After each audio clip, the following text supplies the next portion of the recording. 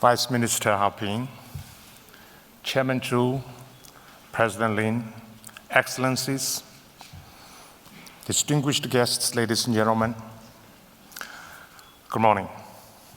As you may know, I'm a Chinese national.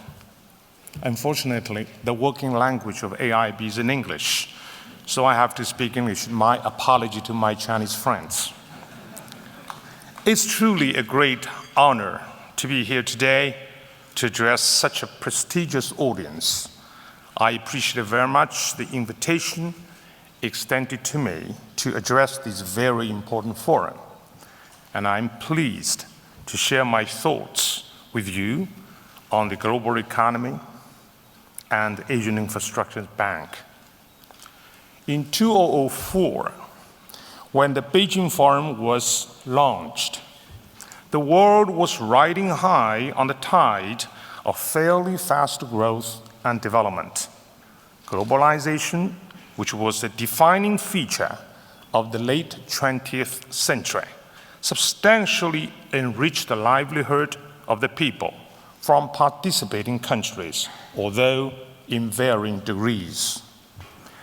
In the post-crisis world, if the prefix post is the right term, we now find ourselves moving to the phase of globalization with its easy benefits or easy gains diminishing, whereas the integration inherent in the globalization decelerating.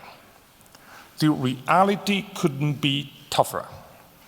Many economies, developed and developing alike, are grappling with the tough challenges, both at home and abroad, stemming from lackadaisical global growth and weak demand for goods and services, rising from rising sovereign indebtedness and fiscal deficits. External sectors in a number of emerging market economies are suffering from slow trade, due in no small measure to protectionism. The World Trade Organization expects trade to grow by a paltry 1.7% this year, the slowed pace in 7 years. The ratio of the growth of trade to that of GDP will be the lowest in 15 years. While the OECD estimates that growth in trade is expected to hit an all-time low not seen in the past quarter century. While growth slows, human capital is prowling restlessly for a better chance at an ever-increasing pace. This is, to a certain extent, precipitated by the fluid geopolitical situations, as well as the uneven distribution of wealth across the world. As global growth stagnates, while too much labor chases too few jobs, more nations are turning inwards, shunning globalist policies in favor of nationalist and protectionist ones. Globalization has brought varying cultures, values, and beliefs into contact in ways that were not possible before. While post generations interpreted this as a great opportunity, this is increasingly being seen as a threat. How this threat is perceived can define choices to be made by many governments and by the people. Starting from the national level and moving down to personal level or the other way around, many nations appear to find themselves at a crossroads where the next step in any direction is risky. Obviously, a global referendum on this issue, if such a referendum can ever be done, risks the Brexit outcome and all that comes with it. We must then ask ourselves, if globalization defined the 20th century, What will define the 21st century? This question, of course, is relevant for everyone here today. The stated goal of this forum is to achieve harmony of civilizations and prosperity for all. We must all ask ourselves what we can do to push forward development and to build a more connected and prosperous society. We will not find such solutions in the rear view mirror. As a newly created multilateral development bank, AIIB is poised to address the development problems by engaging the governments and the people of its member countries. This is all the more crucial during such a period of global uncertainty. The question is related to our strategy and the way in which this new multilateral financial institution contributes to regional and global integration and brings broad-based economic and social benefit to our member countries, leaving no nation or any segment of society behind or out on a limb. It is true that globalization has yet to bring benefits to all participating nations and must do so more equitably and fairly. But the problem does not rest with globalization per se. Rather, it's with the global governance and integration. Inclusiveness in governance reform is crucial.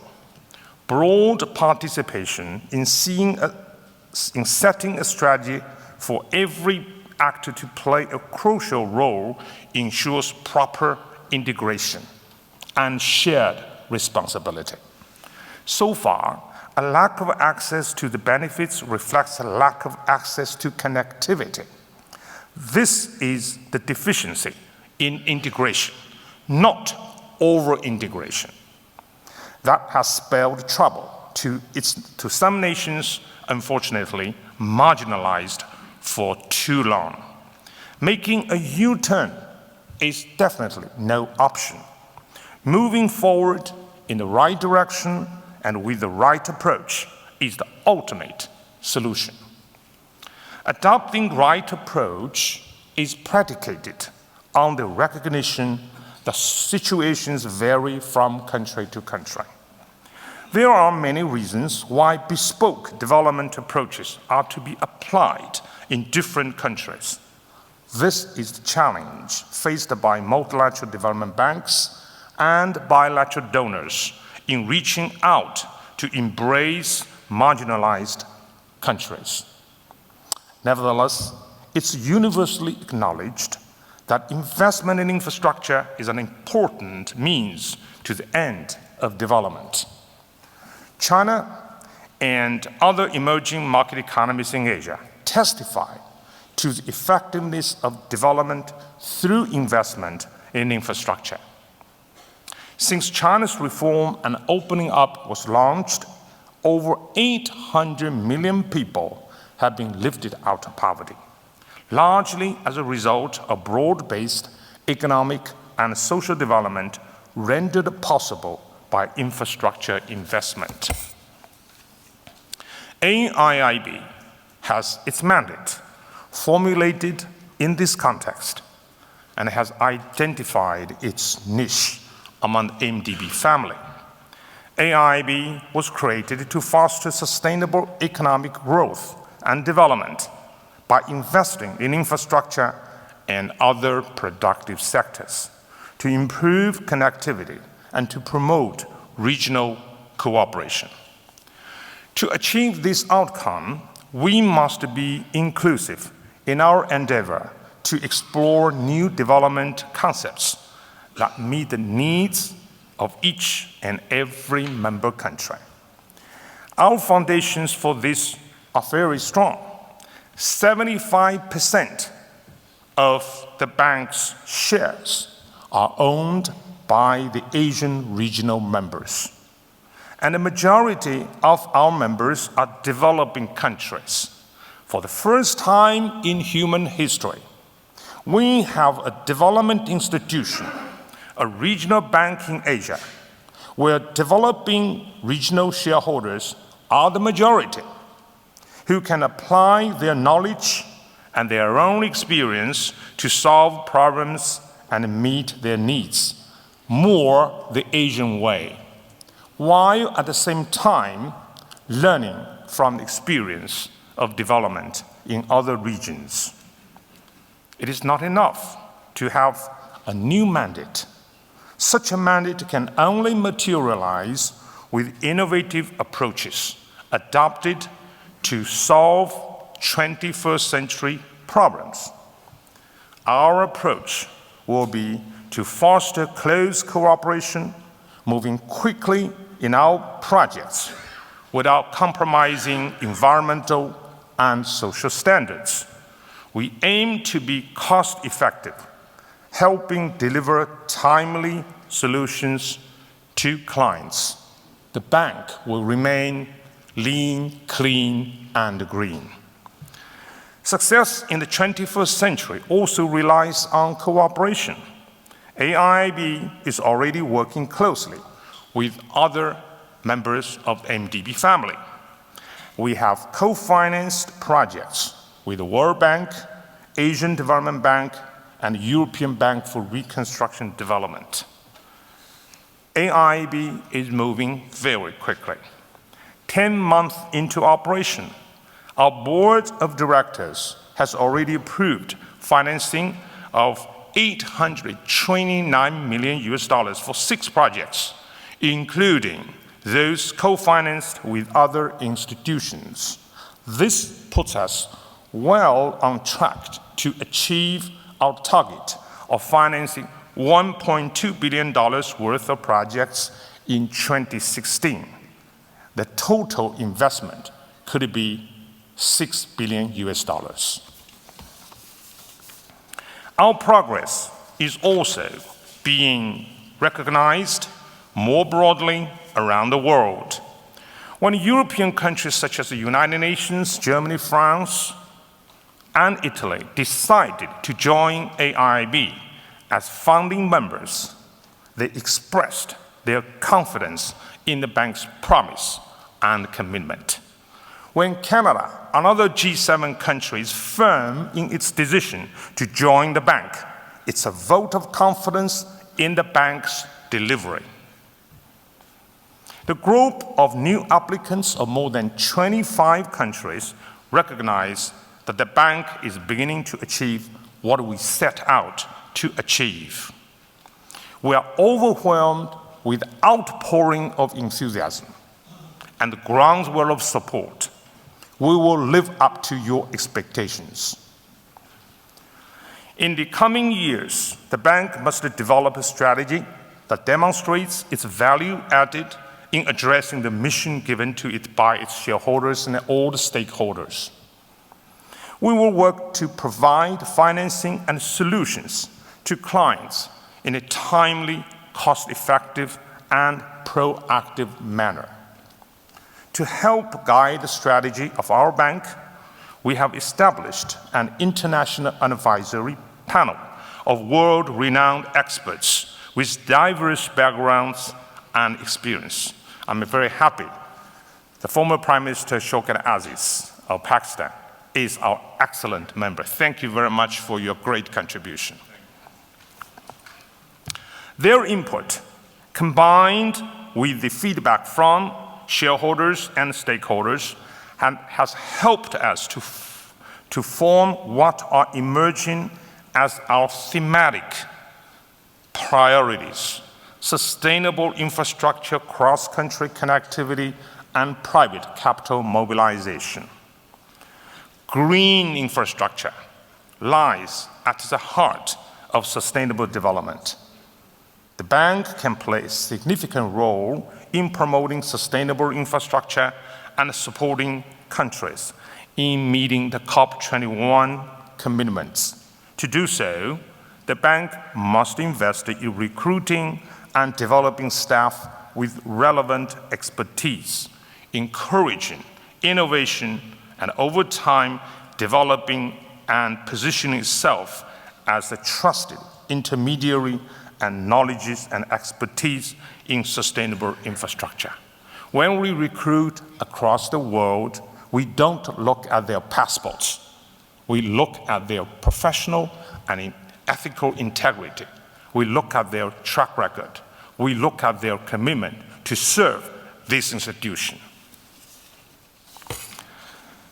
Cross-border infrastructure opportunities will be prioritized.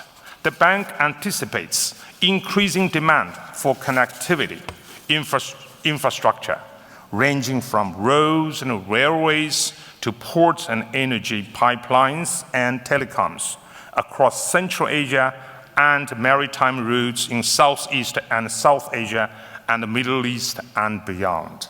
The huge landmass of Eurasia would be better connected, bringing benefits to many countries in Europe and other parts of the world. Given the region's overwhelming infrastructure needs, the bank looks to solutions that mobilize private capital. During 2017, the bank would develop effective approaches to catalyze private capital, including the recruitment of senior staff with strong private sector background and experience. This will also allow the bank to build its own private sector pipeline, partnerships, and networks. Attention will also be given to providing the tools and training to staff in these areas. Of course, achieving these goals will require strong partners in sovereign governments, in other MDBs, and in the private sector. The experience of the recent decades, whether of countries, development banks, or individuals, shows us that the best results are achieved through collaboration. The theme of the Forum 2016 is harmonization of civilizations and prosperity for all. This fits nicely into our mandate. AIIB was founded on the belief that this world will be better off when we are better connected. So let us build on the experience achieved so far and ensure the 21st century keeps its defining feature of peace and prosperity. For many people in today's world, unfortunately, peace remains a dream, tantalizing, alluring, and we have to work together to help them, to help these people, to have their dream come true. Thank you very much.